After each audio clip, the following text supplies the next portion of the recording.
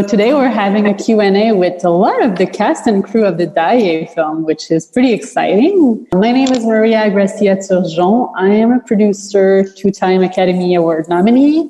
So I've been doing this run last year and the year before, so I know how exciting and stressful it is for the teams that are here today. And so we're going to jump in with the film because we don't have much time. And the exciting part is to get to talk to the team on this really amazing film. I do watch a lot of films, so first off, congrats everyone. Honestly, that was striking, captivating film. You really get sucked in from the first second off. So you did a master job at it. And so I'll just introduce you quickly with all the team that we have here today. So we have Anthony Anti, the director. We have Chingiz Karibekov, the producer and writer. And sorry if I'm butchering some names. I'll try to get it right, but here we go. Just tell me if I'm saying it not right. We have the DP, so PJ Clausen. We have 3 members of the cast. So we have Gua Robert Grovogi. We have Matilda Anchel and Prince Agote. So we're going to be starting. First off, the question that I like to ask is for Anthony. What did inspire you to direct and to create this film? Where did the idea come from? Hi, thanks for giving us this platform to speak. The idea is a bit based on things that I encountered as a kid, growing up. And we wanted to play with the innocence of children that could get lost when it came in contact with the adulthood or the adult world. And also another theme that we wanted to explore was peer pressure. And I remember once, as a kid, I got into a situation. When I was a kid, I was this energetic kid. I was this kid that was doing all kinds of stuff. Like, I could do a backflip, I could play football, I could rap, all kinds of stuff. A little bit like Matilda, but then, Matilda is much better. And because of that, I encountered myself with a lot of adults. And as of a point, I got into a situation where later, when I got much older, I realized the situation I was in could have went wrong. And so speaking with Chingiz, who's a co-writer and creative partner, we spoke about our youth and Chingiz had Chingiz also encountered some stuff, as a kid. And we wanted to explore that aspect of, innocence of children that could get lost when it came in contact with adulthood. And then another thing was peer pressure. There was a scene, an event that happened. I remember being in Ghana, I was called to go play football instead of staying home and doing the chores. And I was very, I went to play the football, instead of staying home. I thought, okay, I could go play football and be back on time and everything will be okay. But unfortunately, I wasn't on time. And my auntie, wanted to punish me. But, this weird, crazy kid I was, I decided I was going to dodge the hit. And because of that, I had to wait for my mom to calm down. And Chingiz felt like, oh, that's an amazing start to a story. Because like now, what do they do while they're waiting for the mom to cool off? And so these 2 themes of, peer pressure and the innocence of children, it was something that we wanted to explore. And that's how we started building the story around. Great. So I see it's really much inspired on your life while you were a kid. Loosely, yeah. It has some elements in it. Yes, okay. Very much. Yeah. And Chingiz, when did you realize, because you've been collaborating a lot with Anthony from what I've understood, when did you realize that was a story, that was something that you wanted to be involved creatively and in the writing, in the producing? What was the start of it for you? Well, as Anthony was saying, the way we oftentimes work, we kind of just tell stories to each other. Anthony would tell these wild stories about his youth, and the story that he had recounted right now about dodging his auntie's hit was immediately something so cinematic. We knew immediately that there was a potential to a story there. So because of the way we work, we oftentimes kind of just discuss storyline ideas and what interests us, what's in our hearts. And we knew pretty early on that we wanted to do this, and we wanted to do it in a very particular way.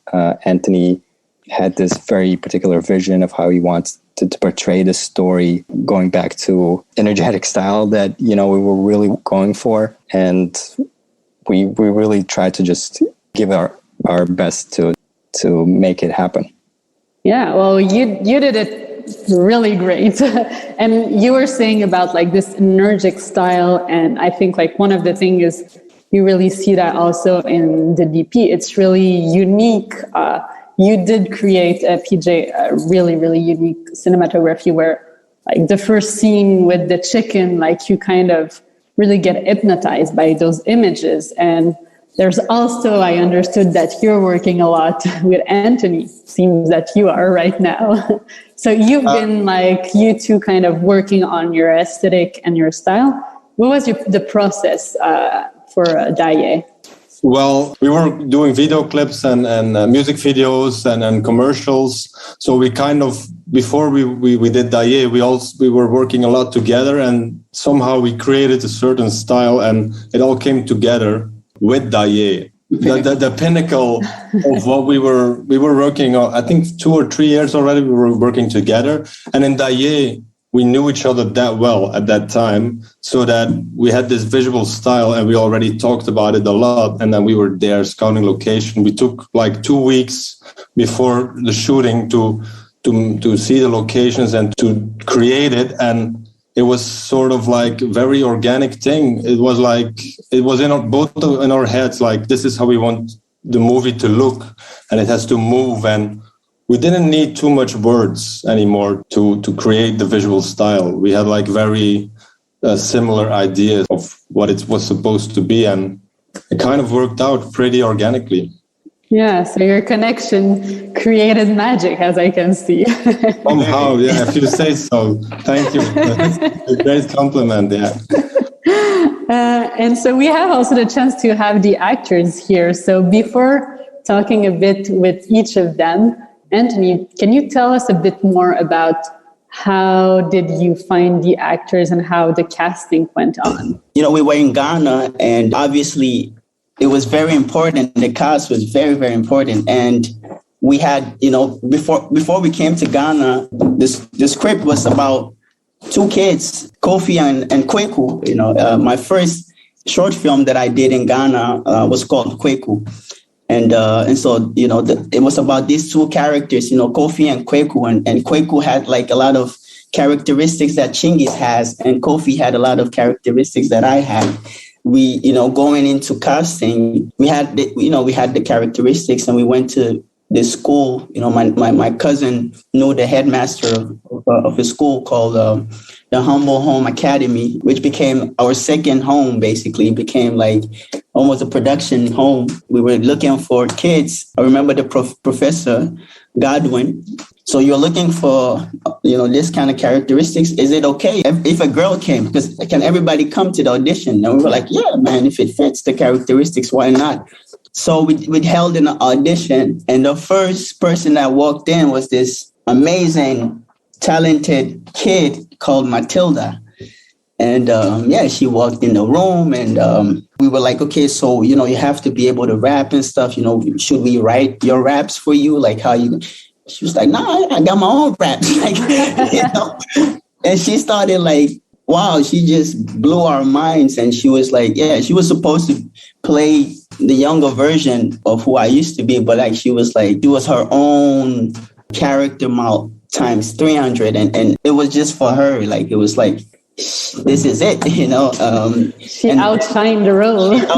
She outshined, and she could play football, and she could everything. Like, it was just like as if it was for her, And then I think the third person that came in was Prince, this amazing kid that understood the character so much and had this way of playing and understood like acting. There was these 2 really intelligent kids, and we had them play each other's roles. So they played both roles. We auditioned them to play both roles, and they were amazing in both roles. And then at the end, Matilda became Matilda and Prince became Prince. And then we connected them with, the amazing actor we had one actor that we already knew from 2016 that person was going to be the Boga, and that's, Guagrovogi. And so having, meeting these two kids, connecting them with Gua, it was just magical, It made my work so easy, it made everything go so smooth. Yeah. So, they are the MVPs, Wow. Well, then going to see a bit on Matilda and Prince's side, so Matilda, where did you hear about? So did you hear about the role and the audition in school? Was it family? How did you wanted to get involved in the film? Yeah, we were in school that day then. It was like, they knew us already. We were like, any program, we'll be doing stuff, acting, dancing. I'm also a best dancer too. I can dance very well. Oh. Also play football, yeah. So they called me to give them some raps. The raps, it was my own rap. I write it myself. Wow. So I give them some rap. Yeah. Amazing. Yeah, I think so. Yeah. And you did win 8 Best Performance Award for that role in the film, which is quite amazing. Is the idea of pursuing a career in acting something you've been thinking about? Yeah, I was like, I was thinking like, I just want to be a star. Yeah. Well, you are a star in the film, so you are a star. Hope you will continue being a star and shining your light on other movies. So that means you're going to be pursuing that. So hopefully we'll be able to see Matilda and Chill on another movie soon.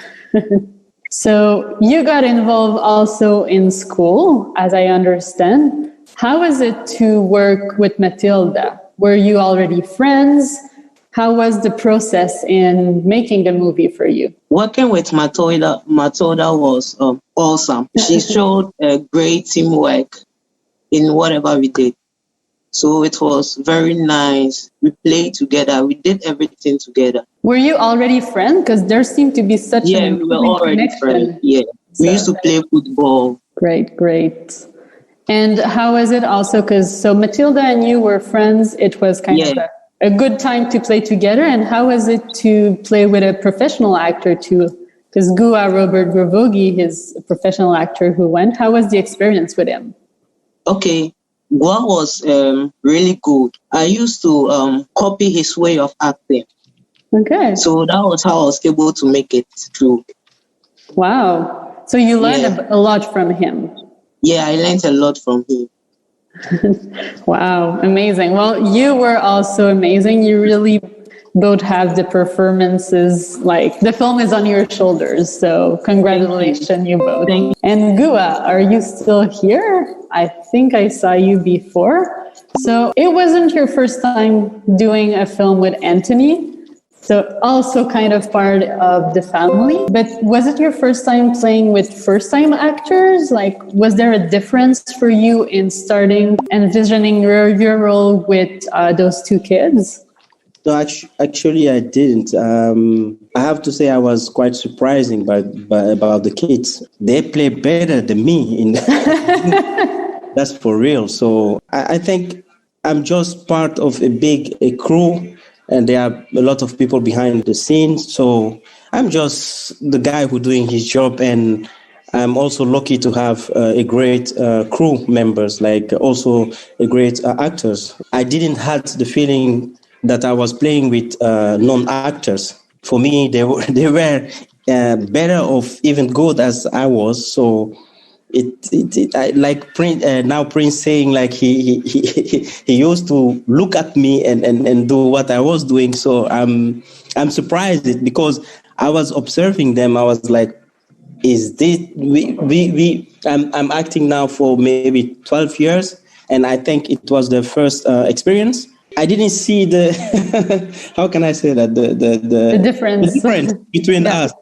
So I was just also learning for them, actually. And being also in Accra, in their city, yeah, I had to I had to follow them. They had the energy from the city and everything. So I was following them. That's what Prince didn't know also.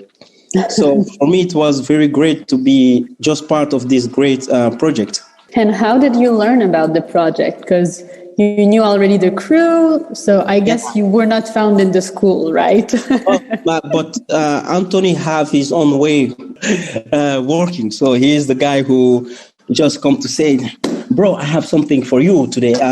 You're going to play my movie. Okay, I have this character, Boga, and he start explaining like he just did with his mom, the scene. He start explaining the scenes. But I'm a chef also. I work in the kitchen. So when he can come to the kitchen. So I'm working and he's explaining. It's like listening to half of what he's saying and be cooking. So it's quite difficult.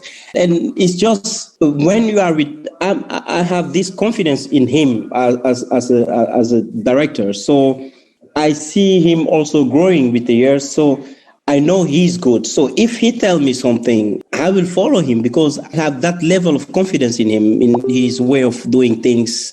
And also Cengiz, I've been also lucky to go to Germany with Cengiz and stay in the same room and having a lot of talk with him. So I know these two guys are the future for me in the movie industry. And PJ is also someone who he is good in what he does, and so it's a great combination. So I was lucky to be part of the. It's not like I feel just someone who is lucky to be part of a great story. I have the feeling that every actor who does his job will have the same feeling I have. So I didn't have to do a lot to be just part of this great story. That's wow. Well, yeah, it seems like you're really a tight crew, kind of a family crew. And I think like those... It's just also that you guys saw the movie.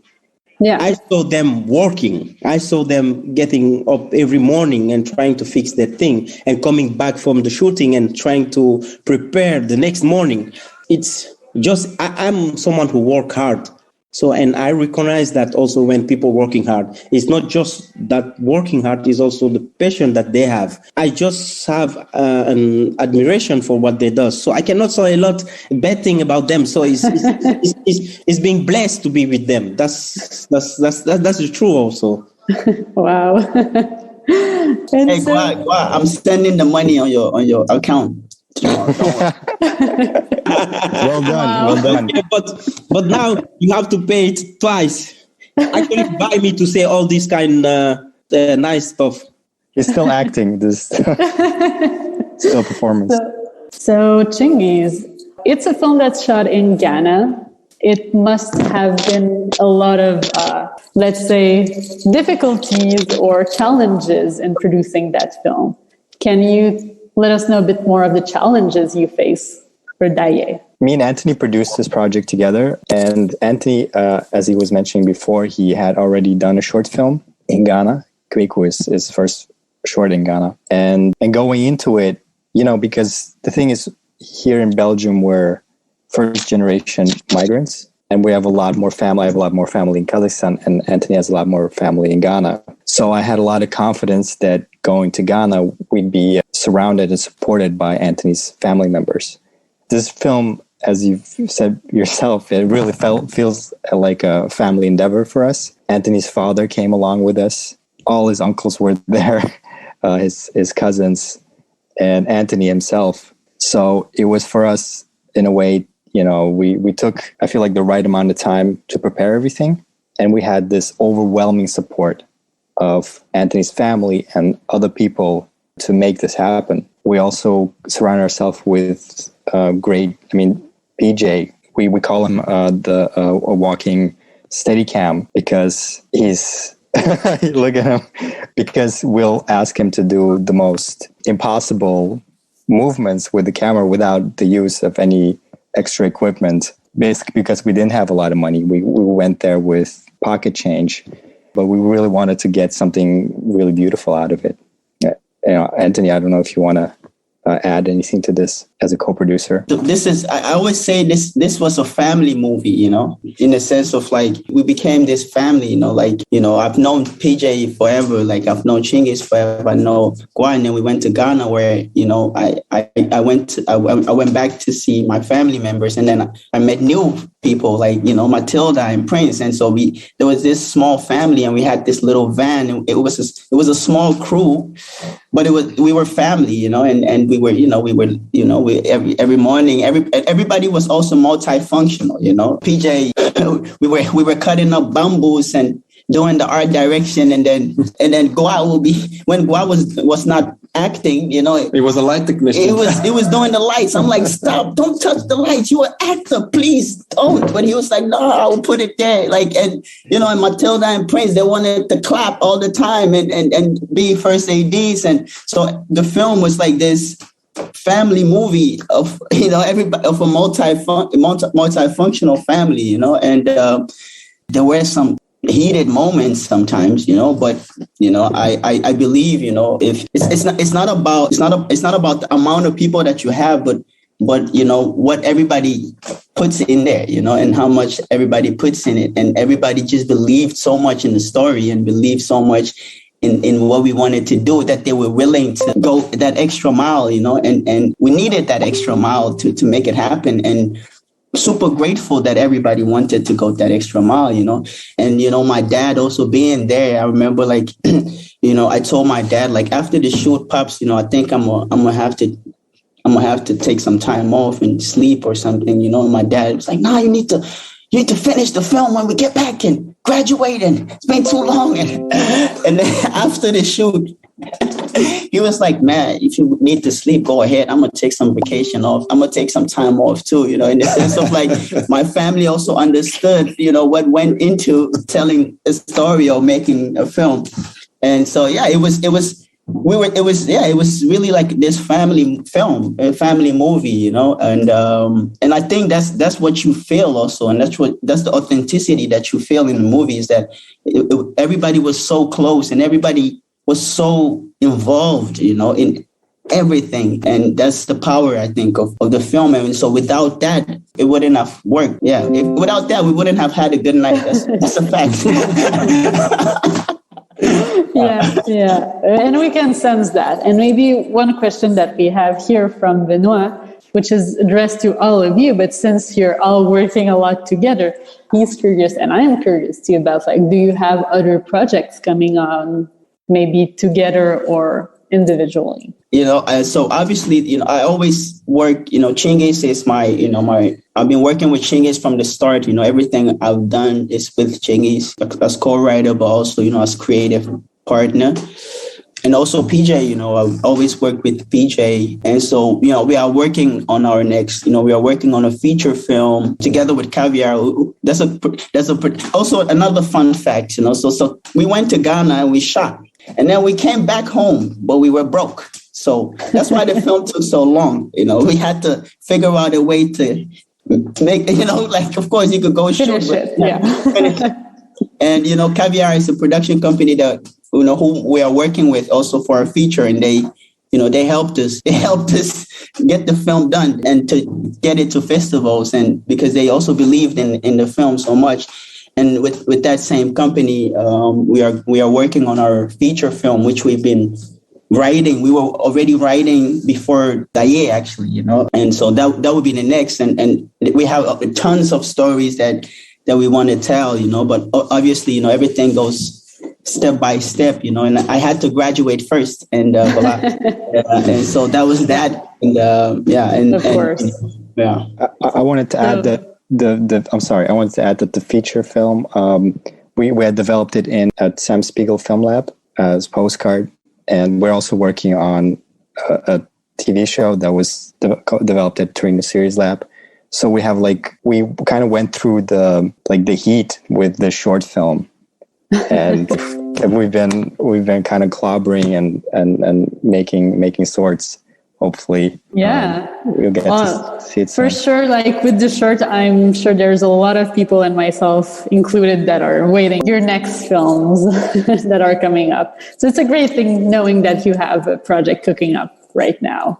Maybe one other question, coming back to both you, Chingiz, and Anthony. So maybe Chingiz, you can answer first or as you want, but I was curious on what do you want the audience to really take away from the film when they watch? For me and Anthony, we knew that there was this thing about the film that was very hard to get right. It was this dread that you feel from the first moment of the film, and it carries on as soon as the boga arrives. There's this question that kind of lingers in your mind when you think to yourself, what will happen to these kids? And it was I know from the start when we were working on it, me and Anthony, it was a very difficult task for us because, the fear lies with the audience. We don't say that something's going to happen. The audience has to assume it almost. It's very tactile. It's so small. And that was like really our biggest task. How do we convey this dread? And I think me and Anthony are always, we're always, kind of almost happy to to hear, audience members saying like, oh, we're so afraid for these kids. Because, it's air. You watch the film and you don't know what it is, but you can really feel it inside. And it's something that we wanted to convey to the audience. And we want them to know, that there is a bad side to peer pressure. And it's quite small and it's very difficult to trace. But Anthony, who, had an incredible vision, he was able to convey it in a way just through mood. And I think Anthony, maybe you can elaborate on this feeling in the story. I remember, we were like, we spoke about the theme and being a kid and going through all those things. It was like, from the kid's perspective, I had the time of my life. Like Matilda and Prince, they had the time of their life. They went to buffets. They saw the sea. They had this amazing adventurous road trip, that, probably opened up their view of the world, in a sense of like everything went okay. But it was more like for us, like, okay, but the adult looking at this is scared and feels like, ooh, yeah, that's weird, but yeah, it's not necessarily always a bad thing. But so for us, it was like, okay, we're going to do a social drama that becomes a thriller as of a point, without showing anything. That was our challenge. Like, and yeah, we thought about it for a long time, and it was like, okay, so for me, the only way that it could work was like, just having conversations with Chingiz about it, and we were like very technical about it. Like, okay, we feel like the only time an adult feels something wrong might happen is when you cross these two worlds. Yeah. The film starts and you are in this children world with chickens and these colorful things, and all of a sudden this weird guy comes with this car, he's super charming and asks for, kids to, if they want to go have a buffet. It's not a bad thing, right? but as of then, that's when you feel the tension. And for us, it just clarifies that the theme that we wanted to handle is something that is very relevant, is something that is very universal, and so that for us, that was also the reason why we wanted to tell this story, and that's how we went about it. And every place and every location throughout the film, this has its own rhythm, it has its own pace, and has its own nuance to it. And every time you are looking at it, you are looking at it, from when you are looking at it from an adult point of view, you have other things in your mind. You don't just see the water and the beautiful things. You're seeing other things while, somebody else is like, wow, these kids are seeing the sea for the first time, and, kind of like getting rid of their fears and learning things at what cost, kind of like, and that's kind of like what we wanted to achieve, that we were messing with the audience minds, but also kind of like creating awareness about this situation because it's a universal thing, Nowadays, there is a very thin line between adulthood and children, and it has its positivity, but it's a thin line that we have to, that's what you achieved really well, this thin line in making us feel the childhood feeling and this feeling of being like, oof, what's going to happen? So yeah, you achieved what you were looking for, I could say. And here we have someone asking, and I didn't ask, I don't know why, but Prince, that's a question for you. Do you want to pursue acting also? Because that was your first experience, but is it something you're looking for to do again? Acting wasn't part of my goal. So I wanted to be a doctor, but I wanted to be a doctor, but I never liked art. But so when it came for the audition, I had this self-confidence that I can do it. So I tried as much as possible, and I made it. Yeah, I would also like to continue to act. So you're still thinking in continuing pursuing being a doctor, but still open to continue being an actor. Great, amazing. Prince, you could play, maybe in the next film, you could play a doctor. Okay. Let's do that. Yeah, that's great. Question now for PJ. One question that I have for you is, what part of plan shot was there in the film, and what part of, let's say, magic on set did you capture? Yeah, I had this question already many times, and to be honest, for a lot of people, the films feels very organic, but everything was planned out, basically. Wow. It's because the camera is moving, and it has sometimes it's like rough camera work, and it's organic, and we spent a lot of time on location, and we thought about the shots and everything. So it was kind of planned out, but there was room for spontaneous moments, of course. The sea. We knew the scene when they entered the sea, we knew it was kind of a one shot because, if I'm correct, it was for Matilda and Prince really the first time that they went into the sea. So we had to capture that moment. It was like fiction and documentary blending together perfectly. So there it was like the camera was there, and we knew how we wanted to shoot it, but there was room for improvisation, and we didn't really know what happened. Once they're in the sea, stuff happens. And so some stuff was really planned out, but there was also a lot of room for improvisation, but not too much, to be honest. Well, you tricked us in making believe it was all just magic that happened on set. Well, hopefully not all of it, but I mean, still, we had this feeling in the film. Maybe before we wrap up, that's how it goes. I want to ask maybe a last question to Anthony about, you've been one of the most awarded short film this year, if I'm correct, and as a Ghanaian filmmaker, also one of the most awarded, and now you're in the run for the Oscar. So what would it mean for you to have Daye nominated for an Oscar? Big question. To be honest with you, when we did this film, doing this, we had this idea in 2015, so it's this long journey, that as of a point, and also probably my parents, if they are somewhere in this Zoom, they just wanted me to graduate, it took a while, I normally, it takes you 4 years? 4 years. It took me 6 years. We had this great idea, but the reason it took so long is that we didn't want to compromise, even though it was tough to do it. We were like, you know what?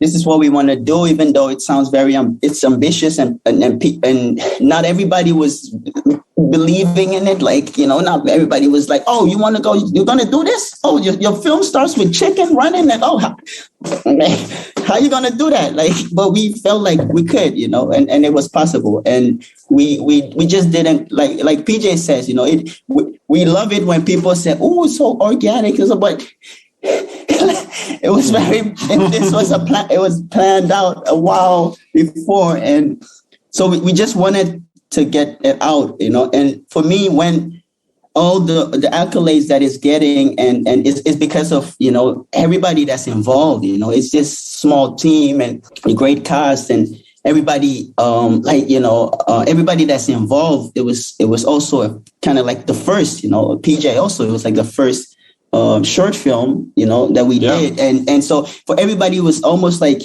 we all wanted to prove what we could, we all wanted to let our little voice be heard. We wanted to scream like, look, this is what we can do. Being seen and being heard, it's amazing, because I feel like it leaves, it just gives, I can speak for myself. Like, it just gives me a lot of confidence, in the sense of like, if you believe in a story, or something, and you want to tell it, and for me, filmmaking is the most powerful language, because I just have to do that, and I can speak to the whole world.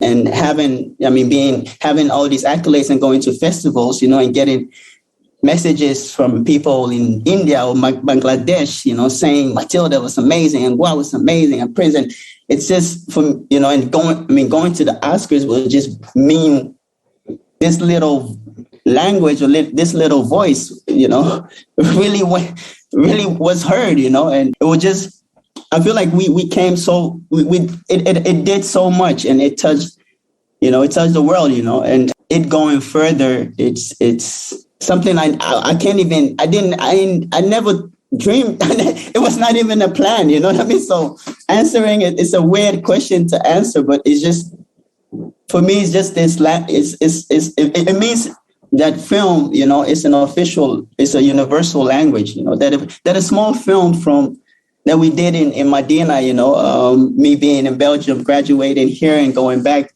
to Medina and telling this little story that we had in ourselves, and we just wanted to tell a story, and then that story kind of like, all of a sudden people are understanding it. It's like, wow, amazing, So that it will mean little stories could be heard around the world, Yeah, I think that's all. Yeah, no, and you're right. Cinema is a universal language, and you did spread out your voice out there.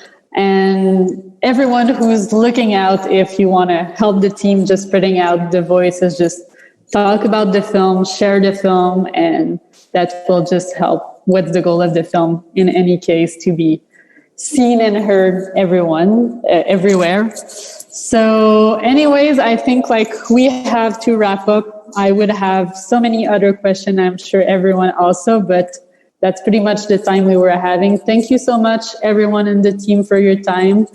And congrats again, because you are all really, really talented filmmakers, actors, just you have a unique voice, and continue spreading it. And we're all hoping to see you at the Oscars and to see the next work you're going to be working in.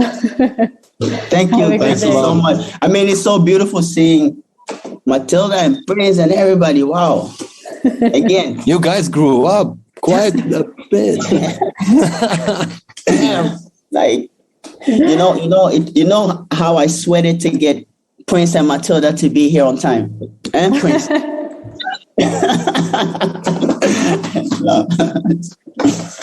Amazing. Wow. Thank you so much. Thank you.